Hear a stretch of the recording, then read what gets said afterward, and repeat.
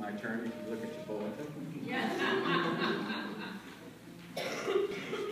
Will you please pray with me? May the words of my mouth and the meditations of all of our hearts be acceptable in thy sight, O Lord, for you are our strength and our Redeemer. Amen. People love to talk about food. Their favorite, their least favorite. If you ever need a conversation prompter, try this one. Do you know any weird or funny dining practices? There'll be no shortage of stories. The kitchen table seems to be the one place where all of us have some experience. Some of us more than others. Ask people to relate a curious or strange habit, they'll give you a mouthful. Like the daughter who pours ketchup or ranch dressing or barbecue sauce on everything she eats. Everything you ask sure seems that way, I assure you. Like the father who puts gravy on his cake, and the other father who likes to eat the pie crust first and saves the point to last. Like the dad, mine, who loves to recite the following. There are two kinds of people in this family, the quick and the hungry. Another verse my dad likes to share, maybe you've heard it before. I eat my peas with honey. I've done it all my life. It makes the peas taste funny, but it keeps them on my knife. So being a dad and keeping with the weird table habits, I have done my best to pass a few, let's not call them strange or weird, but unique habits on to my children. And I've got some outstanding news in that area. I've told you before that when I eat an orange, I eat the peel. And when I eat shrimp, I eat the tail. Well, there's some, and where did I learn such strangeness? Well, of course, from my dad. Well, there's some exciting news in this area. Last month, when my family went up to hear Michael preach at Flagstaff, I, of course, was down here with all of you. I got a great text after worship that day. They had gone out to lunch to celebrate. I got a great text from Ruthie saying she was eating shrimp. I ate the tail in honor of you. Isn't it great to see family traditions, important family traditions, passed on from generation to generation? Now, before you refuse to eat with any of the fabulous Whitlocks at the table again, I bet some of you have some strange eating habits. I say that because I've been watching. Now, I won't name any names, but I imagine there are some out there who don't like their servings to intermingle. You know, they don't like the veggies touching the potatoes or touching the meat, and certainly not the dessert. I know people who will refuse to eat their portions if they get mixed, as if they're going to stay separated as they go through. There's probably some folks out there who will eat their food in a certain order. They eat all the veggies first, and then the potatoes, and then the meat. There are some in my family who want to eat dessert first. That's right. The thought being that those on the Titanic who were eating salad, probably iceberg salad, when they hit that iceberg, the frozen one, not the leafy one, when they hit the ones who didn't eat dessert first never got dessert. And that's a sinking feeling if ever I heard of it. Oh, yes. Maybe you can remember your childhood days of smuggling unwanted food to your friendly, furry friend. And then, maybe the mushy peas or lima beans that were so dreaded, or grandma's rock-hard biscuits or something like that. And then smiling innocently and showing your plate to mom or dad as they applauded your clean plate. The kitchen table of Wendy's childhood had a small lip underneath the table. Now, it was not noticeable to adults, but children who put their fingers everywhere, who aren't concerned where their fingers are going or where they've been or any of that, it was a great place to hide the vegetables that seemed impossible for her mouth, her young mind, to swallow. She got away with her trickery for years until her parents found out one day. Now, our kitchen table was purchased when we were living in Kentucky. At first, Ruthie's, as a toddler, her place was at the end of the table with Mom and Dad on each side. But our kitchen table has little drawers at the end that are more decorative than functional. Little tiny drawers. I had never personally noticed them until one day it got opened and she had, like her mother, figured out a way to hide those vegetables. Well, eating all around the world, everybody has different traditions. When we were in Ghana, Michael and I, if we would finish our meal, totally eat everything they presented, it just told them we're still hungry, and they would go and prepare more food. They ate with their hands there, and most everything was cooked to a consistency of thick salsa. They would hold a bowl and just scoop in like this. Never eat with the left hand there, only the right one. Now, I got strange looks being ambidextrous because I would eat with both. And one time I bought an ear of corn at a local market, and as I'm walking around the market streets, I'm just eating with my left hand. And they were looking at me like I was very strange. At least, I think that's why they were looking at me. It was strange. Silverware was foreign. For breakfast, sometimes we'd get a spoon and a fried egg, or a butter knife and a fried egg. They didn't use napkins, and there was only so much wiping you could do. We used the outside of the shirt, the underside of the shirt. Emily Post would have groaned. But what I have found is that everyone has a kitchen table story, because everyone has a history at the table. Whether yours was a campfire in the jungle or a culinary castle in Manhattan, you learned that at an early age that the table was where your basic needs were supplied.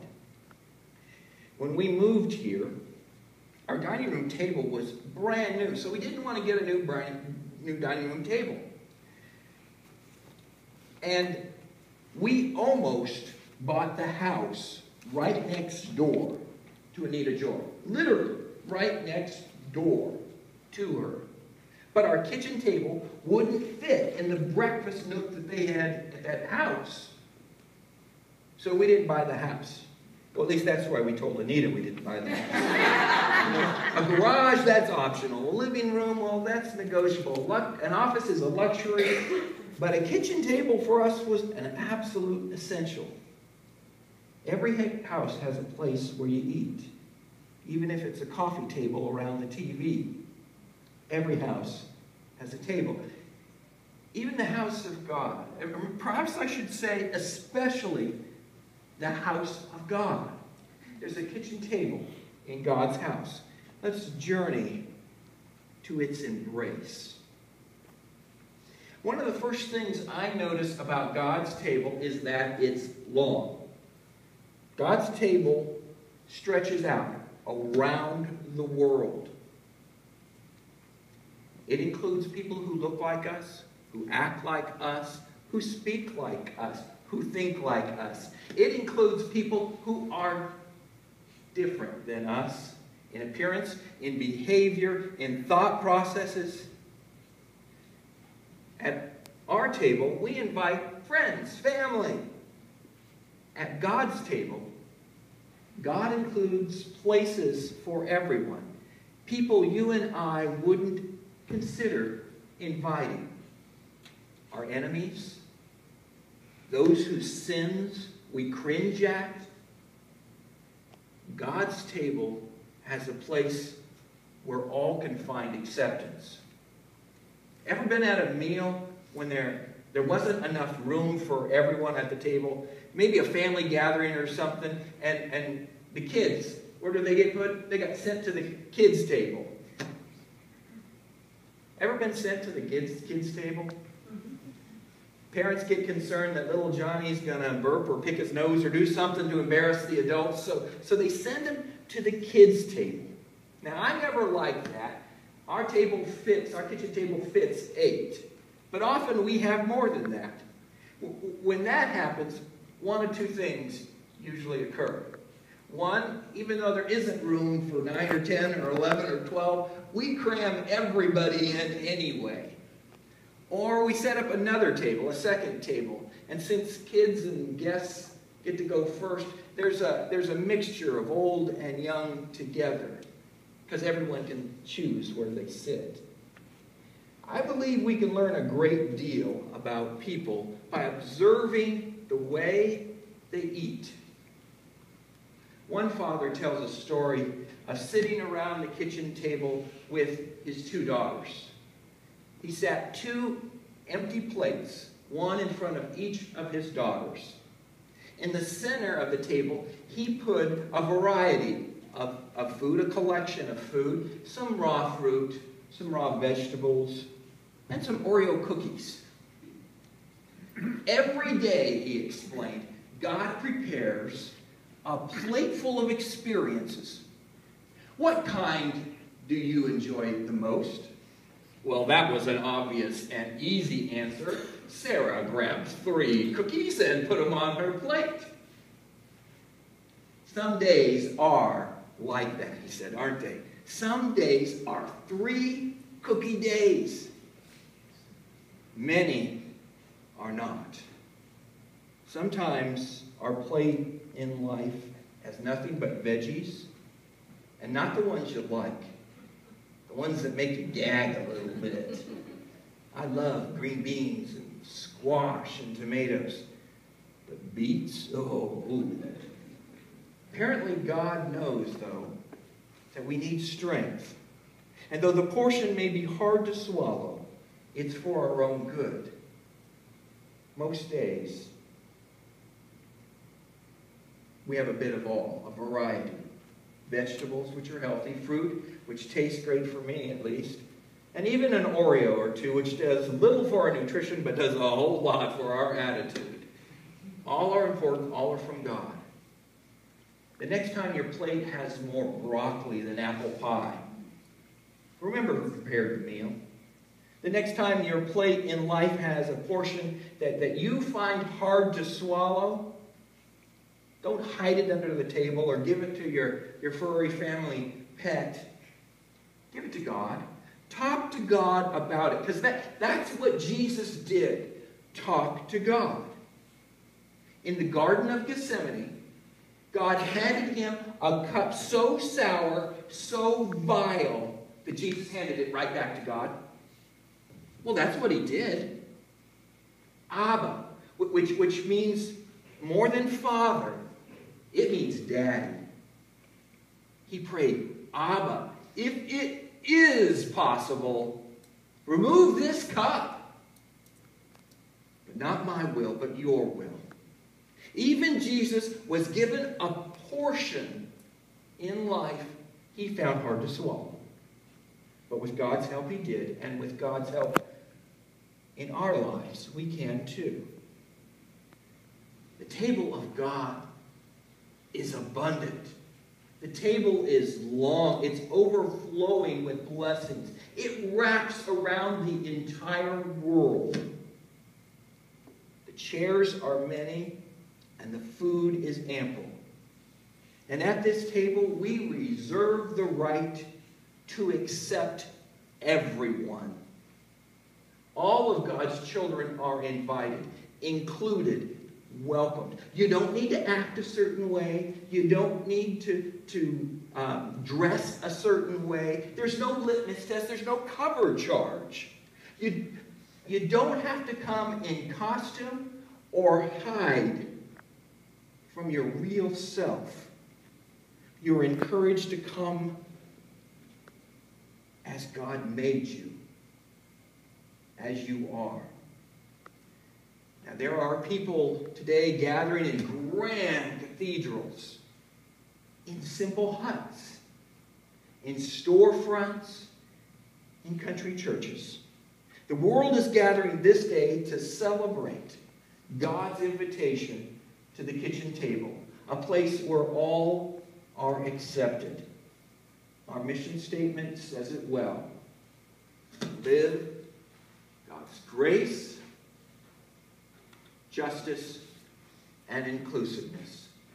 How appropriate that we have gathered with sisters and brothers from around the world in God's house in a town called Mesa, which of course means table. Thanks be to God. Amen.